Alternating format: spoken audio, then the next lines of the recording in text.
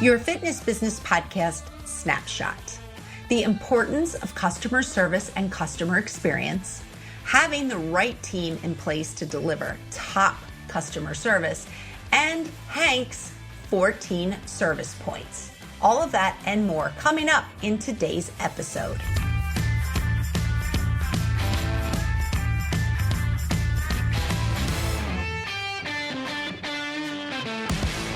You're listening to the fitness industry's leading fitness business podcast for owners and managers.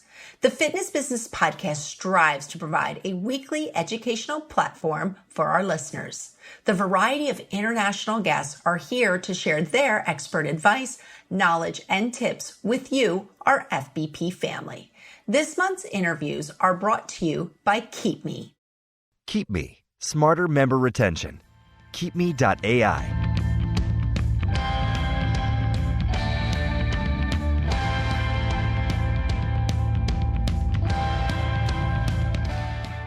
Today's episode is number 364 from the Fitness Business Podcast.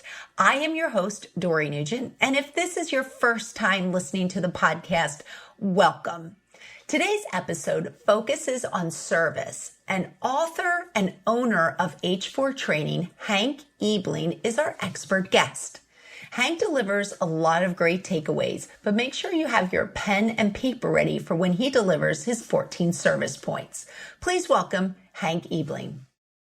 Who better to talk about service than with the author of Crushing the Competition with Service? So Hank, not only an expert today, but also an author. So thank you for being on the show. Dory, it's awesome to be here. And let's talk about probably my favorite subject when it comes to business, and what I think is a subject that sometimes gets swept under the rug and forgotten about, especially when it comes to fitness, because we love our shiny dumbbells and kettlebells. But let's talk about service. All right, so let's get started right off the bat. Here comes your first question. Why is focusing on customer service and the customer service experience so important in any fitness business? Well, here's the thing, Dory. I mean, it's the competitive edge that you and your business need.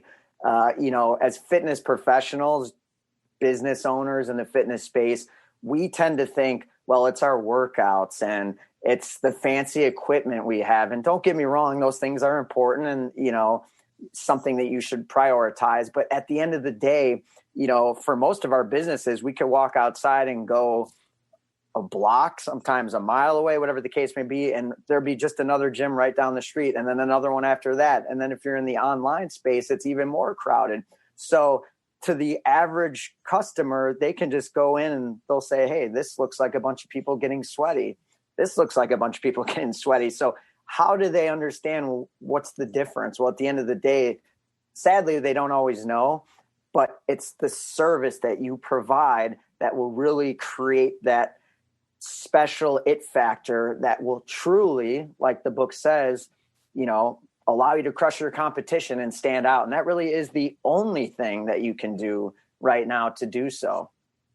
Yeah. And I mean, service is super important, but I think you'll agree with me saying that we need to have that culture before we get into having outstanding customer service. So how do you develop the ideal service culture as the leader in your business? Yes. Well, Dory, you as the leader, and I'm guessing many people listening are that individual, you have to prioritize service. And it's that simple. You have to walk the walk. You have to talk the talk. If you expect your team, or maybe if you don't have a team yet, eventually you will, you can't have this high expectation of them to deliver great service if you yourself aren't doing those things that you're asking them. So you have to decide as the owner that, hey, we are going to run our business as a, customer-centric business, and almost a thought process of people over profits, because profits will come when you focus on people first. And so if you start with that mentality, that's going to allow you to build that culture. But if you're just like, yeah, it's kind of important, or I know I should do it, it's not going to have that strong foundation that you need as your business grows. Yeah. And, customer service, culture, it all depends on having the right people in place. So, how do you recommend that these clubs have the right team in place in order to deliver the best service? So first, we want to make sure you, the leader, have the right mindset. We've established that, right? So once you've developed the mindset, you've kind of built and established a service vision. How do you want your people to carry out this vision, right? How do you want your clients and customers to feel when they come in your space? Well, once this has been put into place, now it's about hiring those right people. And I think what we need to make sure we do is we don't hire on skills, but we hire on traits. A lot of times what we look for is what kettlebell certification do they have? How many certifications do they have? What's their degree? All these things that are, yes, extremely important, but I can teach somebody how to be a really good coach. I mean, at the end of the day, let's face it, even if you have no experience, but I can't teach you to be a good person. I can't teach you to care about people. I can't teach you to have empathy towards people. So we need to focus as fitness leaders, fitness business owners on just that, which is the traits over the skills.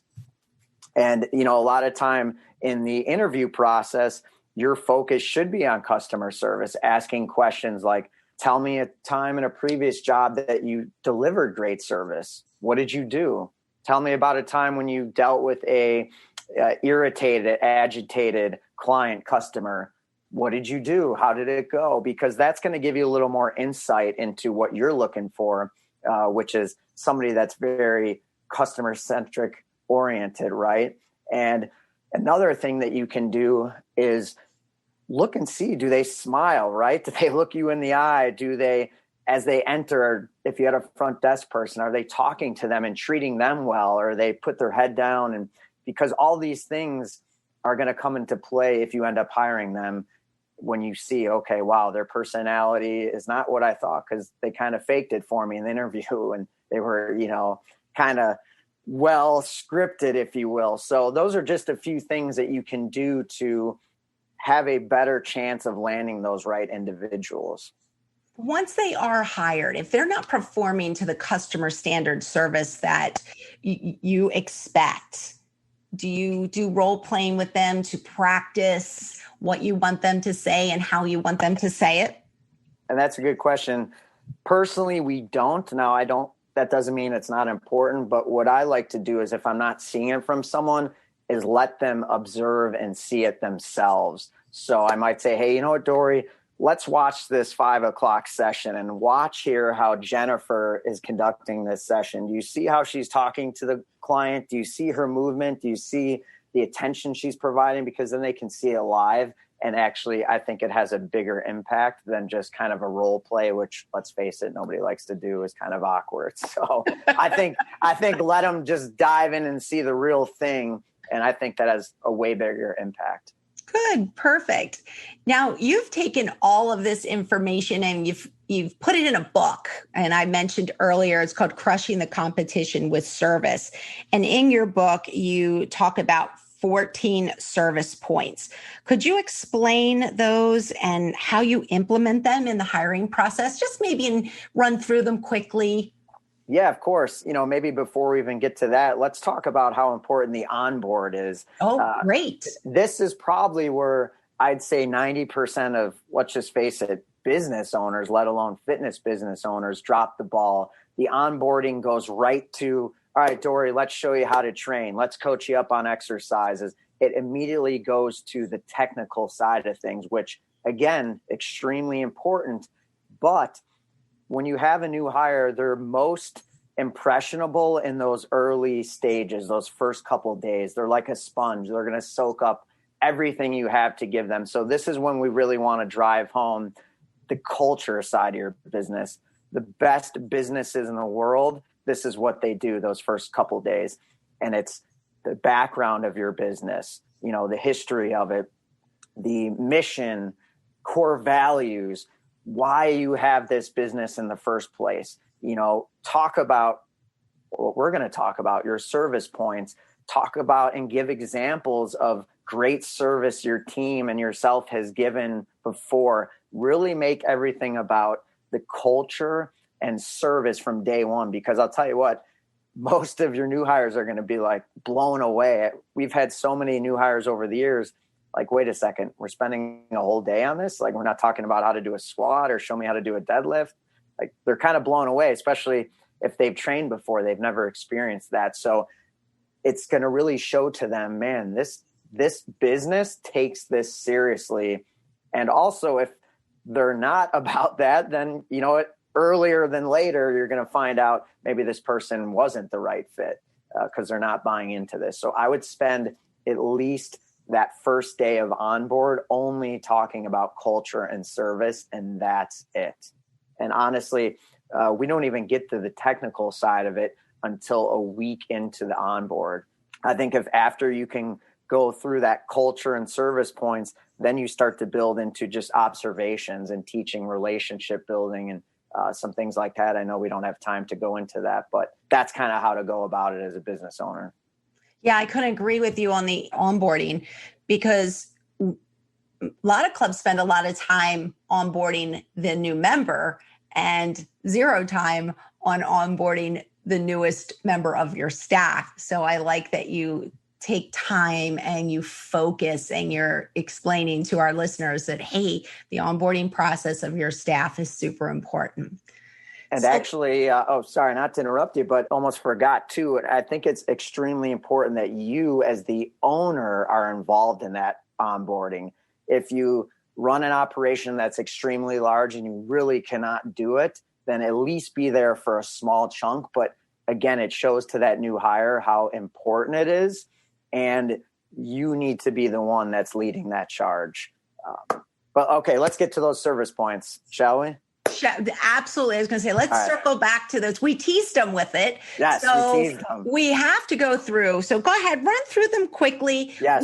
We know that if they want more information and deeper information about the 14 points, we can push them to our show notes, our listeners out there, and they can contact you. But go ahead, run through them quickly for us. Yeah, so we have 14. Feel free to use these. I by no means invented any of these, but this is something we'll talk about with the new hire on the onboard and throughout their time with us. So number one is to beat the greet. Never let a client be the first to say good morning, Dory, or hey, Dory, you're always the first one. Okay. So be assertive in that. Second, names. Everyone loves the sound of their own name. Use people's names as often as possible. 3, as Disney teaches its cast members, be on stage. When you walk through those doors, when you walk out from the break room, be on stage, because it doesn't matter what happened in your life 10 minutes ago. Your clients and customers are there paying. You need to be on stage and ready to perform.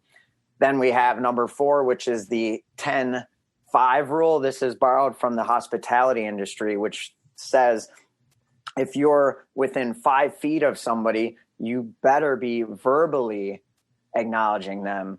Good to see you, Dory, right? If you're 10 feet away, then at least visually a little hand wave to you. So think about that with your clients. Number 5, client-centric mindset. Everything you do is about the client, not you. Number 6, take a genuine interest in their likes. You don't like golf. You can't stand golf. Your client's obsessed with golf. Guess what? You better learn about golf, because it's not about you. It's about them.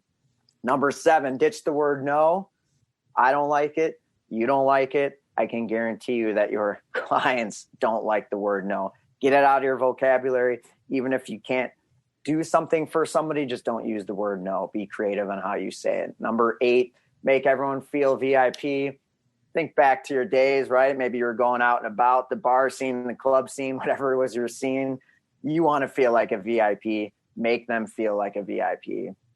Number 9 is, you know what? Use the basics. Smile, right? Bring energy, often forgotten basics. Number 10, make them happy at the end of the day. Whatever's going on, just think, all right, I got to make sure this person's happy, okay? And that doesn't mean they're always right, but make them happy. Number 11, this is a key one.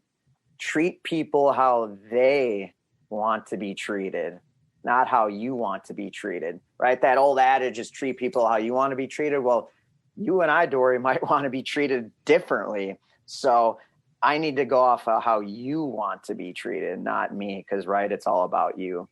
Number 12 is first and last impressions. Make sure to make a great first impression, and then remember that lasting impression at the end.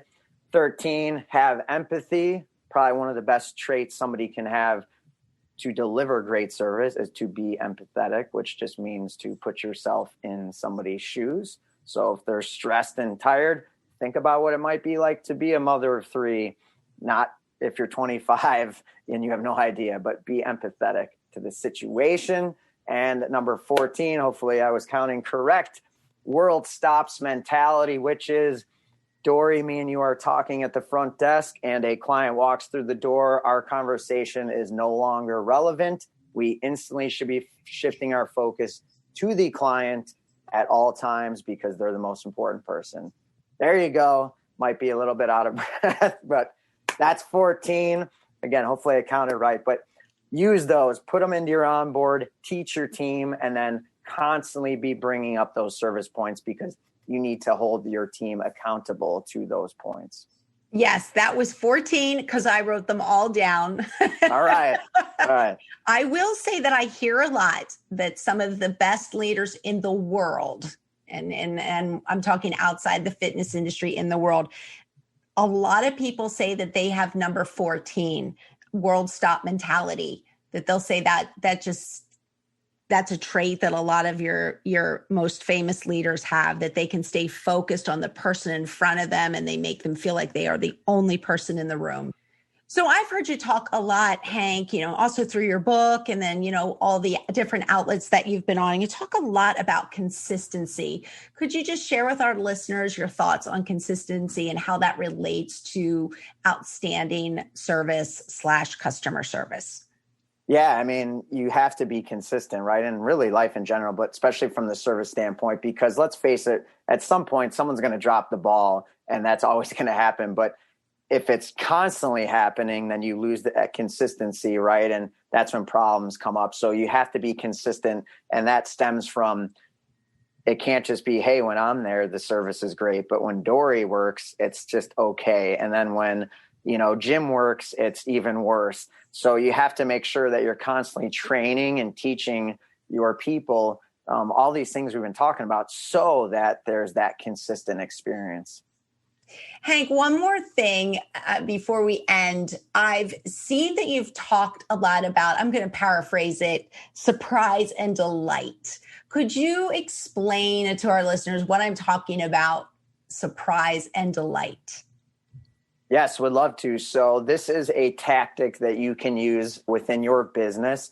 So kind of borrowed a little bit from the Ritz-Carlton, which is on the Mount Rushmore of service businesses, if you will, legendary service. If you never stayed at a Ritz-Carlton, you might not be aware at that level, but highly suggest you do. And essentially what they do is they empower their team, which is very important, that they can essentially surprise and delight a guest up to $2,000, which makes people like jaw drop. What? I'm not going to empower my team to spend up to $2,000 on people. Holy cow. Well, now let's just think for a minute. That's a large national hotel chain who has way bigger budgets and whose customers' lifetime value is way more than our gyms. So that's why they can empower their team to do that. But for your own gym, think about your own budget. So for us, our average client membership is $250 for training, small group training. So for us, our monthly budget is $250.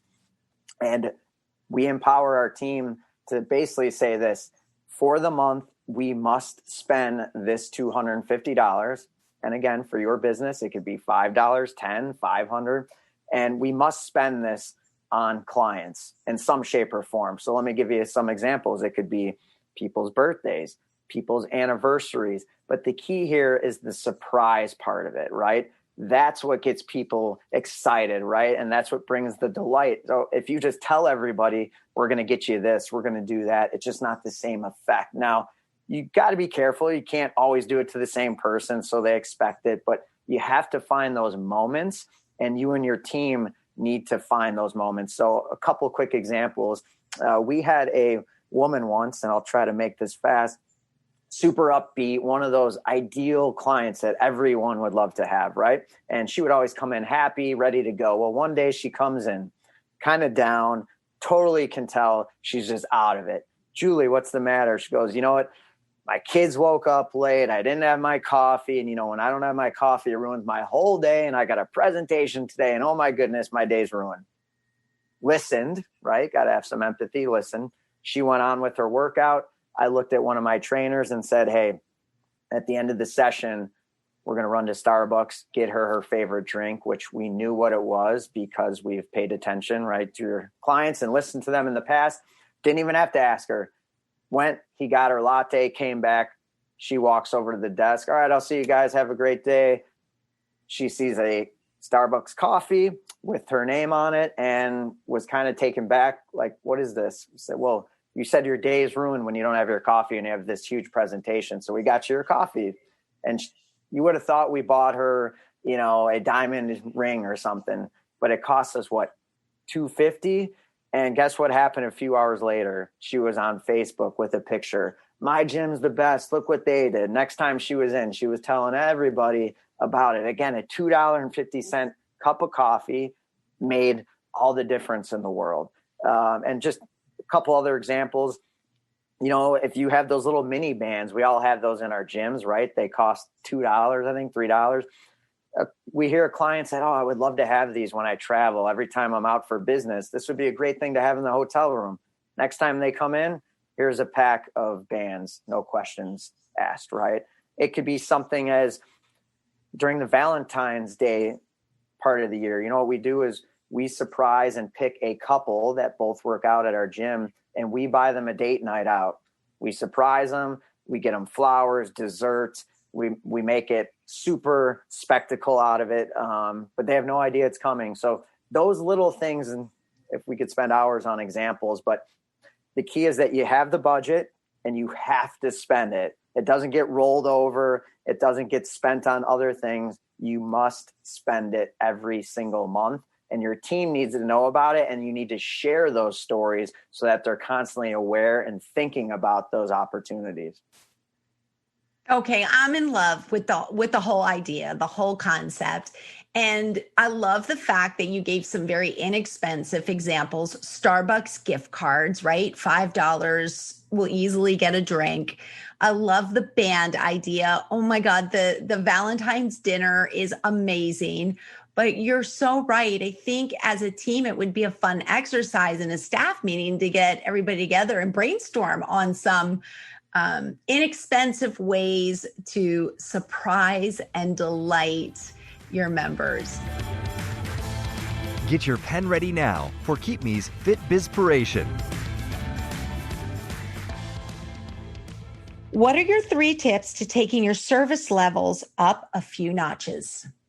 Okay, well, tip number 1 is, as we've discussed, you have to prioritize customer service within your business. Number 1, hands down, most important thing, prioritize it, and it starts with you, the leader. Number 2, invest in the customer experience. We talked about surprise and delight, but invest in educating and coaching up your team.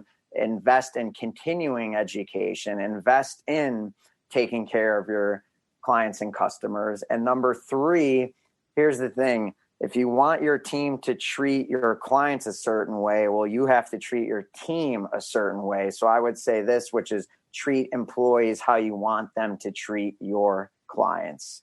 And at the end of the day, if you can care more than your competition, you'll always win and you'll always crush your competition.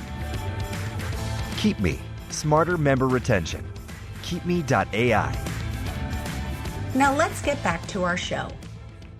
Hank, I can't thank you enough for coming on today's show. I love when we get the opportunity to have somebody that's not only an author, but also works in the fitness industry. You're in the trenches every single day because you do own a club. It's called H4 Training. Yes, we have 2 locations in Chicagoland area. and we're small group personal training based. Right. So you understand the fact of having a small budget and how important it is to make sure you are having a first class facility, because let's face it, small group training, dime a dozen facilities, and also you're competing with all these online trainers as well. So hats off to you on really focusing on customer service. Oh, thank you, Dory. It's been my pleasure, and hopefully giving the listeners some great value and things that they can take and run with starting right away.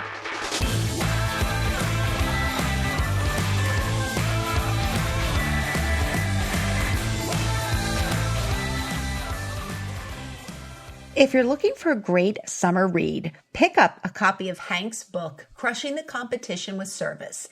It is a great guide to delivering outstanding customer service and customer experience. It is now time to hear from one of our sponsors, MX Metrics. Member experience is more than just NPS. With MXM's Member Experience Toolkit, you build a unified view of the member experience, from purchase to onboarding to everyday usage and cancellation. Wire your entire organization with actionable feedback using MXN's Member Experience Toolkit. To find out more, go to mxmetrics.com. Quickfire 5. It is time to reveal the Quickfire 5 guest. Quickfire 5 is our rapid question segment of the show. And today our Quickfire 5 guest is Sarah Luna from Exponential Fitness. She is the president. Welcome, Sarah. Thank you so much. Excited to be here today. Yes. So now we're just going to expose you and you're going to have to tell us all about you. I can't wait. In about 4 questions. So the first one, let's get started, is what is a business or a life lesson you learned from one of the jobs you did when you were younger? When I was a young girl, I thought that I actually wanted to be a doctor. So while I was studying dance full time, I was also figuring out my career path and where I wanted to go within the medical field. And to help me better understand the body and the movement, I actually decided to get a Pilates certification. And that totally changed my pathway. And it was during that time that I realized that I loved proactiveness in fitness and realized I'd be able to treat people preventively rather than reactively. And after that, I totally switched my focus away from medicine to fitness. And that was a big life lesson for me. Okay, that's the rest of the story right there. Awesome. Number 2, if you were not doing what you're doing now, what do you think you would be doing? Well, I would be teaching Pilates full time, or I've been told that I would be a good captain in the military. So I've always been intrigued to pursue that pathway. Okay, that's a good one. I like that one. All right, number 3, if and when you write an autobiography, what will be your title? So I picked this title out about 3 years ago. It would be Swipe, Delete, GSD. Okay, GSD. Get shit done. Oh, this is going to be a fun one. All right. How about a book? Is there a book that you could recommend to all of our FVP family out there? There is. I love the book by Jocko Willink, and it's Extreme Ownership and How U.S. Navy SEALs Lead and Win. Yeah, I've read that one probably twice. Yes. I think I'm due for another round as well. Jocko is very high on my list to get on the podcast. I think the guy's probably sick of me tagging him in every single post that, I put out there. So, all right. Fantastic. Great book. I highly recommend it myself. And then finally, Sarah, could you just give us your best sales pitch on why our listeners should come back next week to hear you speak? From professional dancer to franchisee to president of the largest boutique fitness franchisor worldwide.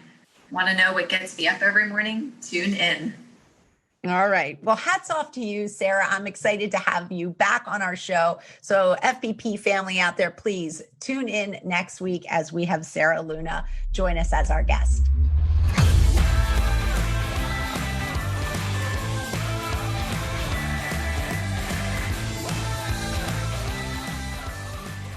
Head on over to our show notes at fitnessbusinesspodcast.com to learn more about Hank Ebeling and to pick up a copy of his book on Amazon.